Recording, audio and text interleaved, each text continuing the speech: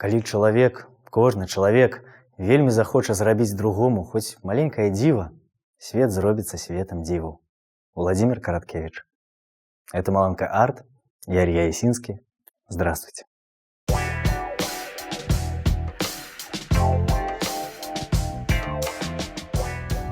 Чему нам радоваться? Этот вопрос так или иначе задают многие белорусы. Мы в каждом выпуске говорим о смелых и талантливых белорусах, которые раз за разом дают повод для гордости. Они продолжают творить, удивлять и радовать своими победами. Документальный фильм режиссера Андрея Кутила «Когда цветы не молчат» победил на Варшавском международном кинофестивале. Кинолента о событиях августа 2020 года, которая рассказана через личные истории семей, пострадавших от репрессий и насилия, произвела впечатление как на зрителей, так и на профессиональное жюри. Именно на этом кинофоруме состоялась премьера фильма. Мы от души поздравляем с наградой Андрея Кутила и его команду. Сюжет с фестиваля посмотрите в нашем предыдущем выпуске. Также хотим поздравить и наших купаловцев. Впервые за долгое время артисты независимой театральной труппы «Купаловцы» отправились в гастрольный тур по Европе. Целый год они не имели возможности играть вживую для публики, записывали свои спектакли и транслировали в интернете. И вот в октябре наконец-то у них появилась возможность ощутить реакцию зала, услышать аплодисменты, принять участие в театральном фестивале. Этой радости купаловцы не скрывают, делятся с нами прямо в пути, притормозив в осеннем лесу. Специально для Маланки Арт актриса Кристина Дробыш. У нас насамрэч пачаўся новы перыяд нейкі жыцця, можна так сказаць. Сапраўды мы выправіліся ў пэўнае падарожжа. Вось, пачалося яно з Беластока. Мы там упершыню, напэўна, за апошні год-паўтары мы сыгралі там спектакль «Я». Вось. Канешне, адчуванні проста неверагодныя, таму што ты проста нагамі даўно не адчуваў вось ні сцэну сапраўдную тэатральную, не адчуваў тое, як ты хвалюешся або не хвалюешся, гэта цішыня або не цішыня глядацкай залі. Гэта было круто, правда. Тым больш, што, як мы пісалі і гаварылі ў шмат якіх інтэрв'ю і пастах пра тое, што спектакль «Я» для нас асабліва дарагі, бо ён створаны з кавалкам душы кожнага з нас, і таму такой кампаніяй аказацца, там стартануць першыя гастролі купалаўцаў, гэта было круто. Вось, потым нас сустракаў Вроцлаў таксама са спектаклем «Я» ізноў жа. Гэта заўсёды вельмі цёплы прыём. І гэта такі момант, калі складана паверыць у тое, што гэта рэальна адбываецца. Што людзі, якіх ты бачыш, і яны цябе бачаць урэшце ўжывую, не проста на экране, там, дзе дзесьці пра цябе напісана, а проста ўжывую. Бо ёсць шанец абняцца, пагаварыць, проста пастаяць побач, зрабіць фота на памяць. Гэта круто, адчуваецца, што так гэта патрэбна. Але перш за ўсё было, ёсць і застанецца нашай мэтай. Гэта беларускія гледачы ў Беларусі. То бок онлайн-фармат. На жаль, іншы фармат у Беларусі для нас пакуль немагчымы, небяспечны. Таму онлайн-фарматы гэта пераважна. Абсалютна. Дакладна на 100%. Вось. А потым мы рушылі ў Берлін. І так сталася, што ў Берліне роўненька ў той жа дзень, калі мы ігралі спектакль «Войцек», гэта быў яго першы сцэнічны паказ, ён існаваў у нас дагэтуль толькі ў фармаце онлайн. Роўна год таму, дзень у дзень, мы паказвалі тутэйшых. Тая самая таемная рэпетыцыя, якая была зладжана намі. Роўна праз год у гэты дзень мы выйшлі на сцэну Берліна са спектаклем «Войцек». Гэта было вельмі моцнае супадзенне, такая іронія лёсу.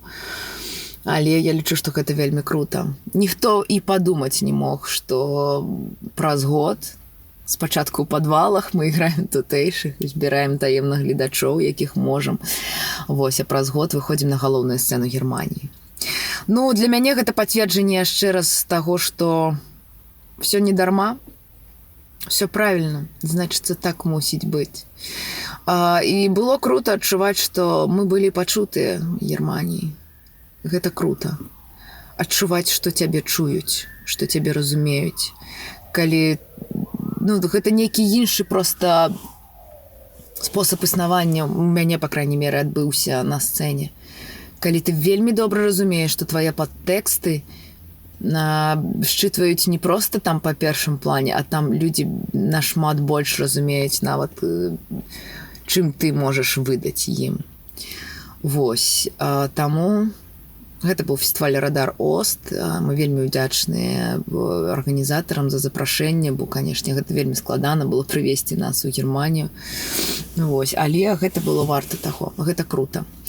Вось. Мы працягваем існаваць далей. Тьфу-тьфу-тьфу. Я спадзяюся, што ўсё будзе добра.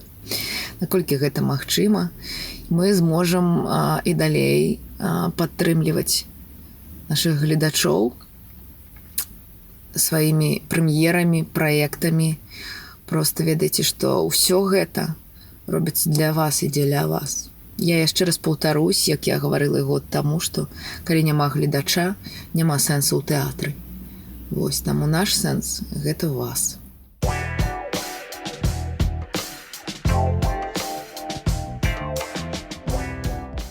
А для родителей, да, впрочем, и не только, есть еще один повод для радости. Лучшей книгой этого года стала книга Ольги Копеевой «Одна шкарпетка и іншие истории».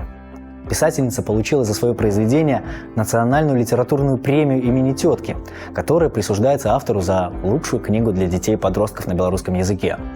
По отзывам, это мудрая и трогательная книга про очень важные вещи, которые не так часто обсуждаются с маленькими читателями. Вообще, Ольга Копеева пишет для разной аудитории. Долгое время она была известна как поэтесса и переводчица, но вскоре ее творческий багаж пополнился и детской литературой, и взрослой прозой, которая пользуется большим интересом у читателей. Надеемся, так будет и с новой книгой Ольги «Самота, что жила у покоя насупрать». Ее презентация состоялась на этой неделе в Вильне.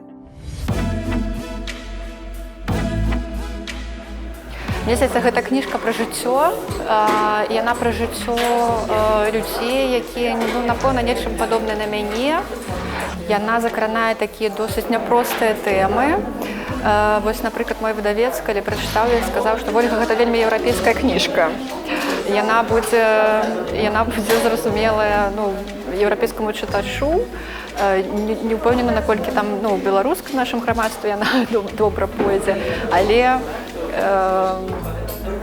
я все ж таки спадзяюся, што ён мае на ўвазе над еўрапейскімі тэмамі, гэта я магу сказаць, што там уздымаюцца такія няпростыя тэмы жыцця альбо суіснавання таксама жывёлаў, праблема самагубства і праблема самотных людзей. Раман, ён нелінейны, ён такі досыць фрагментарны, і тыя, хто, напэўна, любіць вось такія всякія загадкі, вот эта книжка будет для их, мне здаецца.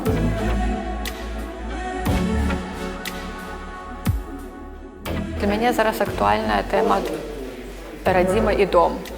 Я вельмі шмат думаю, таму што цяпер я жыву не в Беларусі з 19-го года, і просто калі я зараз выступаю на чытаннях за мяжой, мне вельмі часта задаюць гэта пытанне пра радзіму, як, што, і я сама пачынаю думаць, а што ёсць радзіма, а што ёсць дом, ці можа ён быць гэты дом адзін, ці мусіць ён быць стацыянарным, а што, таму што я, напрыклад, мыслю сябе больш як намадычны суб'ект, як суб'ект, якая вандруе, і вось чаму в нашым і в мове тым больш да намадаў ставяцца як да чагосьці негатыўнага, вот калі мы скажем там вот это перекаці поле чалавек, там ці не асела, ці валацуга, вот это все слова яны маюць негатыўнае значэнне, а вот аселы, там лад жыцця, вот это вот пачэсна, і вот для мяне таксама цікава, чаму в нашых мовах, там што ты не любіш беларускай мове, там даже в еўрапейскіх мовах шмат такіх вот такое стаўленне да дома, а мы бачым цяпер вось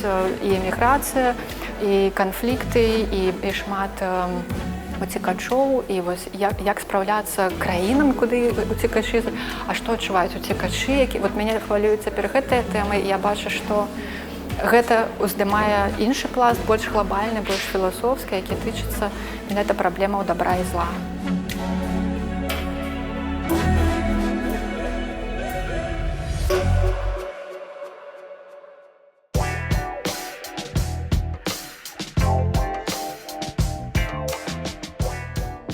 Белорусский художник Максим Осипов, вдохновленный инситным искусством, нашел в нем ответы на многие волнующие для себя вопросы. В Варшаве открылась выставка его работ, которая так и называется «Я все могу объяснить». Используя язык наивного искусства, он обратился к старинному жанру маляваных диванов, интерпретировал его и создал целую галерею живописных рассказов, который своим простым языком будет понятны большинству зрителей. Но при этом автор может помочь погрузиться в слишком глубокий анализ. И если что, художник готов все объяснить. Я працую зараз у жанры маляваны дыван, калі можна назваць гэта жанрам. Маляваны дываны – гэта з'яўленне з пачатку 20 стагоддзя. Все ведаюць асноўных прадстаўнікоў Язэпа Драздовіча, Алёну Кіш, але гэта такі быў напрамак, які асацыюецца ў мяне са смутным часам, бо, власна кажучы, мы часта разумеем твор мастацтва як просто твор мастацтва ў нейкім вакууме. Насамрэч, заўсёды трэба думаць пра кантэкст, якім гэта з'яўляецца, у якім кантэксце з'явіўся Малевіч, в якім кантэксце з'явіўся Шагал, в якім кантэксце з'явіліся маляваныя дываны. Калі Малевіч з'явіўся ў час рэвалюцыі, гэта было рэвалюцыйнае мастацтва і вельмі складаны час, то маляваныя дываны з'явіліся ў часы войн, часы рэпрэсій, часы калектывізацыі і зніклі пасля таго, як смутныя часы пачалі сканчацца, калі паднялася эканоміка, калі з'явілася прамысловая вытворчасць. Гэтыя творы мелі значэнне для людзей, бо самы страшэнны час для іх, калі бы часам не было еды, у іх былі як мінімум маляваныя дываны, такія непрафесійныя імітацыі габеленаў. Нешта такое, што нагадвае, што ты чалавек, што ты любіш нешта прыгожае. Зараз я спрабую гэтаму жанру даць новае жыццё і перанесці яго новы кантэкст. Я адмаўляю новы падзел на высокае мастацтва, дэкаратыўнае мастацтва, канцэптуальнае мастацтва. Мне ўсё гэта здаецца нейкай лухтой. Мои працы все звязаны з палітыкай, яны звязаны з успрыманнем чалавека, з працэсамі, які адбываюцца ў грамадстве. Кожны твор – гэта асобная гісторыя, асобнае перажыванне. Зараз вельмі добры час для таго, каб перасэнсоўваць нашу спадчыну, включаючы літаратуру. Я рэкамендую ўсім перачытаць всю школьную праграму, перачытаць вершы, падумаць пра іх інакш, бо атрымаўшы гэты вопыт, і калі мы яго не выкарыстоўваем для таго, каб усведамляць сваю спадчыну, мы згубім час дарма. У мяне узнікла ідэя гэтага твора, калі я перачытаў твор Янкі Купалы, верш «Спадчына», які, здаецца, все ведаюць, дзякуючы песняроў. Таксама я ўзгадаў нейкія успаміны са студэнцтва, калі моя аднагрупніца брала чэрап, якім мы малявалі, сапраўдны чэрап сапраўднага чалавека. Ён быў нейкай мадэль у нас. Брала яго руку і казала: «Прадзедаў спакон вякоў нам засталася спадчына». Гэта было тады смешна, зараз гэты жарт здаецца ўжо не такім смешным. Я зразумеў, што гэты твор, калі зразумець яго кантэкст, ён не пра любоў да родных пагорачкаў і роднай зямелькі. Гэта твор пра грамадзянства, пра пачуццё сябе гаспадаром сваёй зямлі, сваёй краіны.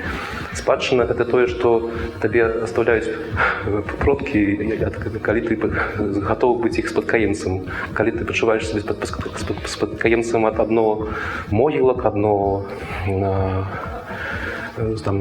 клачка зямлі у сябе вёсцы, ты не зусім грамадзянін, ты зноў-такі тутэйшы.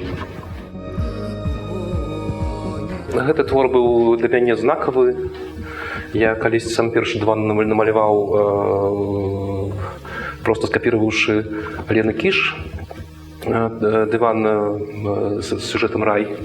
І додавши до його мозаїку з Адамом і Євом, який називався «Вигнання з зони комфорту». Зараз я змінив цілком контекст і сенс, літерально пару штрихов. І зараз це про те, що ти повинен почувати у такому стані. Так, зараз вельми тяжко, зараз вельми песимістичний настрой шмат кого, але, магчыма, вигнання з гэтага раю – гэта толькі частка працэсу, і перад тым, што будзе потым. І то, што будзе потым, магчыма, больш каштоўна, чым тое, што мы зараз губляем. Таму, можа, трэба ісці не вярдаючы, а думаючы пра тое, што будзе потым, і на гэтым канцэнтравацца.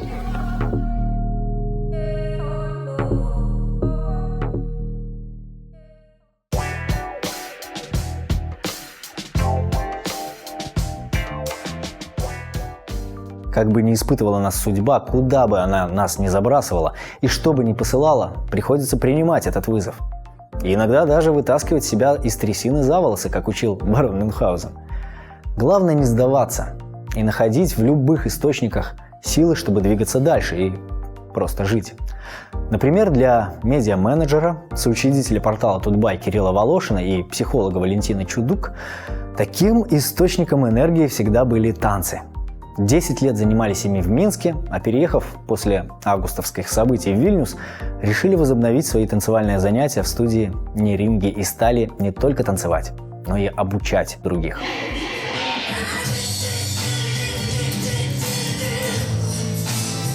Год назад мы вынуждены были уехать и переехали в Вильнюс. А до этого мы 10 лет занимались, собственно говоря, социальными танцами, и вот конкретно West Coast Swing.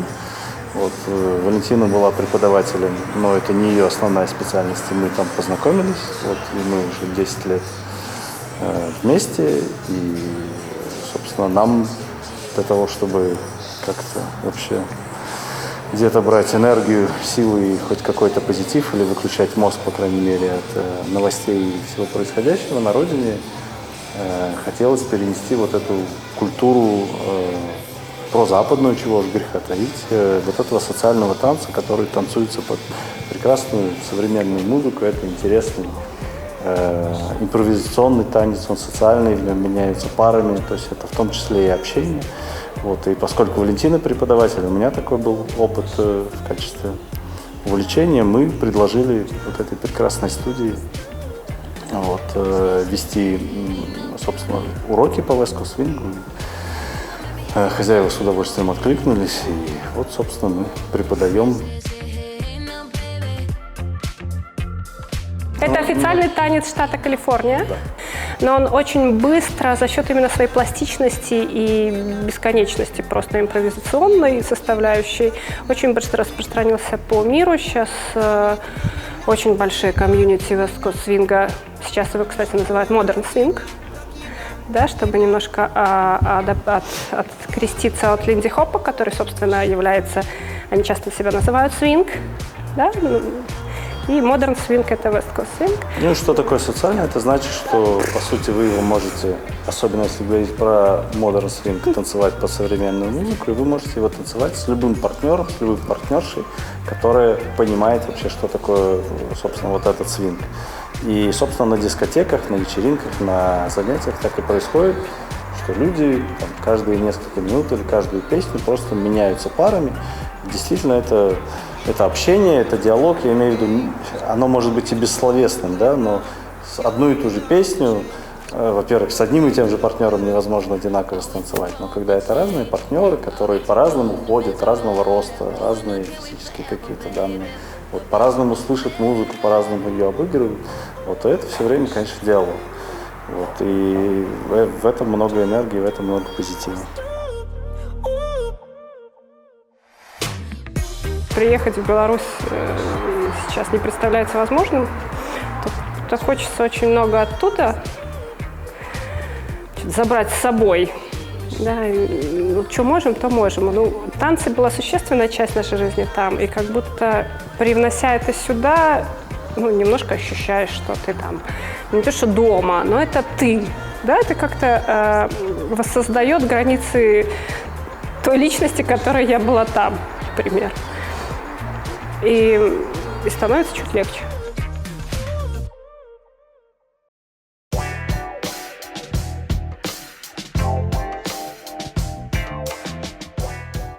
Что может быть лучше в эти осенние хмурые вечера, как недушевная встреча с приятными людьми, теплый чай с чабрецом и нежная лирическая песня под гитару?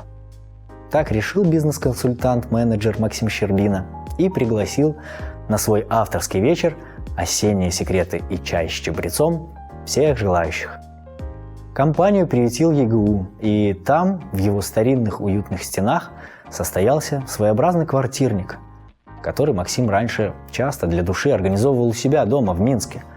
Он не только исполнил свои стихи и песни под гитару, но сам испек для гостей пирог и приготовил для них чай с чабрецом. Организовать ему эту встречу помог комьюнити-клуб «Чат-бор». Давайте и мы заглянем, бо пахнет чабор.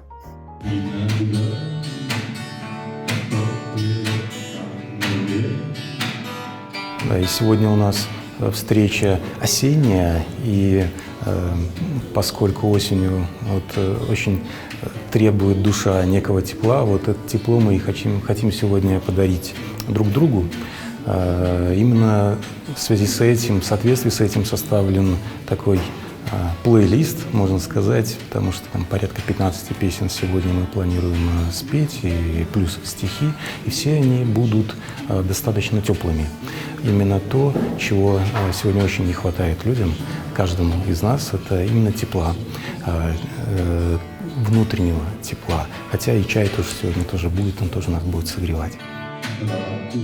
Квартирник на то и является таким мероприятием узким, где тепло, уютно, гитара, где мы можем спокойно, нормально не только попеть песни, поговорить, а поговорить в процессе между песнями, почитать стихи. Это тоже вторая часть творчества, она очень важная часть вообще моей жизни, потому что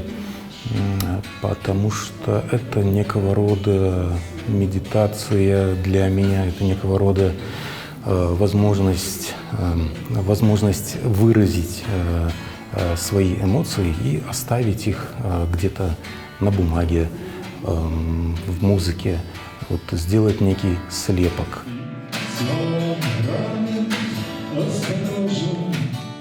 Мы это мероприятие проводим именно в стенах ЕГУ. Это здание очень старинное, средневековое. Здесь располагался и монастырь, насколько я знаю, очень волнительно и ответственно для меня. По крайней мере, это первый квартирник в Вильнюсе, мой квартирник. И, знаете, уже в процессе, пока мы его готовили, в течение последних, буквально пару недель, уже появились предложения сделать еще. И я этому тоже очень рад, потому что мне тоже это нужно, на самом деле, не только каким-то моим гостям, которые придут это послушать, но и мне. Поэтому я очень рад, что это такое доброе, теплое начало, а дальше будет больше.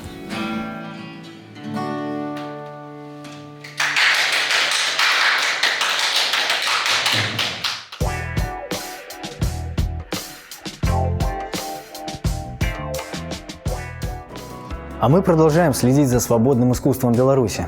Напоминаем, что Рада культуры с вашей помощью продолжает поддерживать репрессированных деятелей культуры и новые проекты. Если у вас есть возможность помочь, переходите по ссылке в описании. А также не забывайте ставить лайки, подписываться на канал и делиться с друзьями ссылкой на нашу программу. Встретимся на следующей неделе. С вами был Илья Ясинский.